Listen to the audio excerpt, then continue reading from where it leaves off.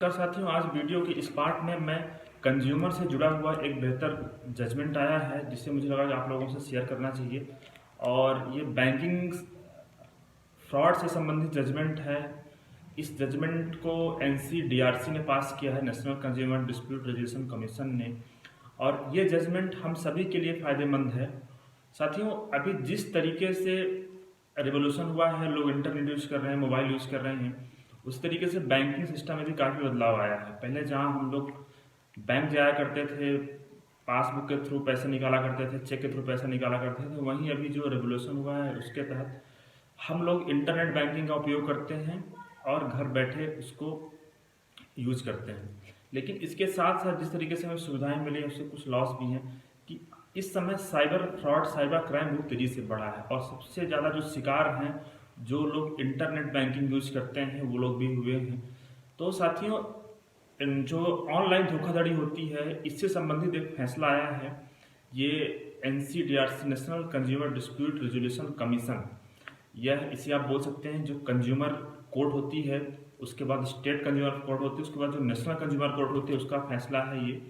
तो निश्चित तौर पे अगर ये एनसीडीआरसी का फैसला है तो बाकी जो कंज्यूमर कोर्ट उन पर भी मान्य होगा। तो अगर आपके साथ भी कुछ ऐसी धोखाधड़ी हुई है और बैंक आपका जवाब नहीं दे रहा है, पुलिस थाने से आपको मदद नहीं मिल रही है, तो यह फैसला आपके लिए निश्चित ही फायदेमंद होगा। आपको जानना जरूरी है कि किस तरीके से एनसीडीआरसी ने जो जजमेंट दिया है उसमें जो जिक्र किया है जिन बातों का, उन बातों से कौन जिम्मेदार होगा बैंकिंग फ्रॉड के लिए, कस्टमर की जिम्मेदारी कब हो सकती है और बैंक कब जिम्मेदार होगा बैंकिंग फ्रॉड के लिए। तो साथियों, ये जो केस फाइल हुआ था, ये रिवीजन पिटिशन फाइल हुई थी हमारे एनसीडीआरसी में और ये एचडीएफसी बैंक ने फाइल किया था। और जो अपोजिट पार्टी थी वो थी जेसना जोसे। ये अभी रिसेंटली दिसंबर में जजमेंट पास किया है।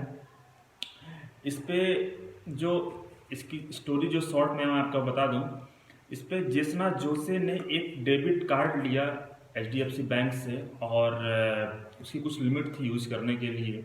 उसके बाद उन्होंने वहीं से क्रेडिट कार्ड भी लिया। क्रेडिट कार्ड की कुछ लिमिट थी। उसके बाद एक दिन उनके पास फ़ोन आया बैंक से कि आपके क्रेडिट कार्ड से इतने रुपए निकालने का प्रयास किया जा रहा है, क्या आपने किया है? जिसका जोशी ने मना, उनके फादर ने मना कि नहीं, उन्होंने इसका उपयोग नहीं किया, उन्होंने इस तरह से कोई ट्रांजेक्शन नहीं किया है। इसके बाद अगले दिन जब उन्होंने अपना ट्रांजेक्शन चेक किया तो उन्हें पता चला कि उनके बैंक से कुछ डॉलर निकाले जा चुके हैं। उसके बाद उन्होंने इसकी कंप्लेन किया पुलिस थाने में, इसकी कंप्लेन किया उन्होंने बैंक में। तो बैंक ने उनको मना किया कि ये हमारी तरफ से मिस्टेक नहीं है, आपकी तरफ से मिस्टेक है, आपने कार्ड किसी से शेयर किया होगा। और पुलिस में भी कंप्लेन दर्ज की गई, लेकिन ऐसी कोई कार्रवाई नहीं हुई जिससे ये संतुष्ट हो गए। उसके बाद उन्होंने मामला फाइल किया कंज्यूमर फोरम में। उसके बाद मामला गया कंज्यूमर फोरम से के बाद मामला गया स्टेट फोरम में। स्टेट के बाद ये मामला रिवीजन के लिए फाइल हुआ आपका एनसीडीआरसी में। एनसीडीआरसी में जो दलीलें दी गई बैंक की तरफ से, उन्होंने कहा कि निश्चित तौर पे जो जेस्का जोसे हैं उन्होंने बैंक की जो जानकारी है, जो क्रेडिट कार्ड की जो जानकारी है, वो किसी से शेयर किया होगा, इसलिए बैंकिंग फ्रॉड हुआ है उनके साथ, इसलिए उनकी जिम्मेदारी नहीं है। इस पर एनसीडीआरसी ने कहा कि अगर बैंक ऐसा बोल रहा है कि सामने वाली पार्टी ने ऐसा कोई मिस्टेक किया है जिसकी वजह से इन्फॉर्मेशन शेयर हुई है, तो उसका वो एविडेंस दे, तब माना जाएगा कि हाँ उस व्यक्ति ने ऐसी कोई गलती किया है, तो वहाँ पे उसकी जिम्मेदारी है। अदरवाइज बैंक इस तरह से आर्बिट्ररी, मनमानी तरीके से नहीं बोल सकते हैं, बैंक अपनी जिम्मेदारी से नहीं भाग सकते हैं कि यहाँ पे हमारी गलती नहीं है, यहाँ पे कस्टमर की गलती है, कस्टमर ही जाने। इस बारे में जो जजमेंट में जो लाइन लिखी गई है वो महत्वपूर्ण है, उसको आप देखिए, उसको आप आगे रेफर भी कर सकते हैं। वो लाइन थी, Petitioner bank cannot rely on arbitrary term and condition to wring out the liability toward customer, and any such term and condition must be in conformity with the direction issued by RBI, which is responsible for safekeeping of the banking system and maintaining check and balance in the same. As per RBI circular, zero liability will rest with the customer where the deficiency lie in the banking system. आप यहाँ पे देख पा रहे होंगे कि कि यहाँ पे कोर्ट ने किस तरह से बैंक को कहा कि यहाँ पे मनमाने तरीके से बैंक नहीं बोल सकता है। ये बैंक की जिम्मेदारी है कि वो देखें कहाँ पे गलती हो रही है, और जहाँ पे कस्टमर की गलती नहीं है तो वहाँ पूरी तरह से बैंक जिम्मेदार होगा। इसके अलावा बैंक ने जो अपनी दलील रखी कि नहीं उनकी गलती नहीं, ऐसा कोई इससे पहले ऑर्डर पास नहीं हुआ इससे संबंधित, तो वहाँ पे एनसीडीआरसी ने उन्हें एक आरबीआई के सर्कुलर का भी हवाला दिया। आरबीआई के सर्कुलर के हिसाब से जो इंटरनेट बैंकिंग यूज़ करते हैं अगर उनकी मिस्टेक नहीं है तो वहाँ पे कस्टमर की जीरो लायबिलिटी होगी, वहाँ पे कस्टमर जिम्मेदार नहीं होगा। ये जो सर्कुलर है इसकी कुछ इंपॉर्टेंट लाइन है, आप वो देखिए।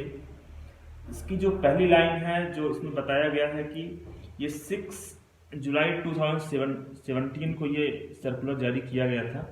इस सर्कुलर के हिसाब से a customer is entitled to zero liability shall arise where the unauthorised transaction occur in the following event: contributory fraud, negligence, deficiency on the part of bank, or not the transaction is reported by the customer.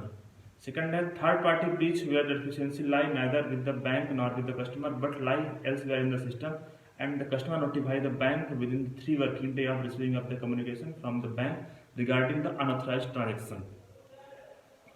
जहाँ पर किसी भी तरीके से unauthorized transaction होता है वहाँ पे, और अगर कस्टमर की गलती नहीं है और कस्टमर वहाँ पे नोटिफाई करता है बैंक को, तो वहाँ पे पूरी तरीके से बैंक जिम्मेदार होगा।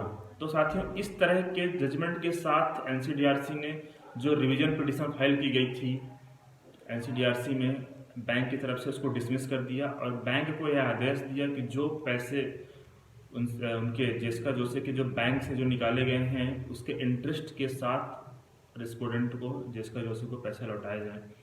तो साथियों, इसकी अगर आप प्रति चाहते हैं, मतलब जो ऑर्डर पास किया है, तो आप हमारे डिस्क्रिप्शन बॉक्स में देख सकते हैं, वहाँ पर मैं इसका लिंक ऐड कर दूंगा, आपको वहाँ से मिल जाएगी। आपको ये वीडियो कैसा लगा आप मुझे कमेंट बॉक्स में कमेंट करके बताएं, और अगर आपको और भी इससे संबंधित कुछ जानकारी चाहिए तो आप मुझे व्हाट्सएप कर सकते हैं या फिर कमेंट कर सकते हैं। साथियों, आपको अगर ये वीडियो अच्छा लगा तो आप इसे शेयर ज़रूर करें और वीडियो को सब्सक्राइब भी करें। धन्यवाद।